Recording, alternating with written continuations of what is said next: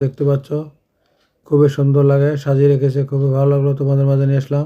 দেখতে পাচ্ছ ফুল দিয়ে সাজিয়ে রেখেছে শরবতের মাঝে। প্রিয় বন্ধুরা, সব পুষ্টিকর ভিটামিনযুক্ত খাবার। অবশ্যই কমেন্টের মাধ্যমে জানিয়ে দিবা কেমন লাগলো এই ভিডিওটা। প্রিয় বন্ধুরা, আমাদের কুমিল্লা শাহপুর দরবার শরীফ মুসুরি গরু চলিতেছে এখানে আলোকে। দেখতে পাচ্ছ তেলের মাঝে কিভাবে ভাজছে, এই যে মেশিনের মাঝে দিয়ে আলুগুলা কিভাবে কাটছে দেখতে পাচ্ছ। তারপরে তেলের মাঝে ভাজে বিক্রি করছে। প্রিয় বন্ধুরা, দেখতে পাচ্ছ মাহফিলে মেলার খাবারগুলা কোনগুলা বেশি বিক্রি হয় অবশ্যই কমেন্টে জানিয়ে দিবা।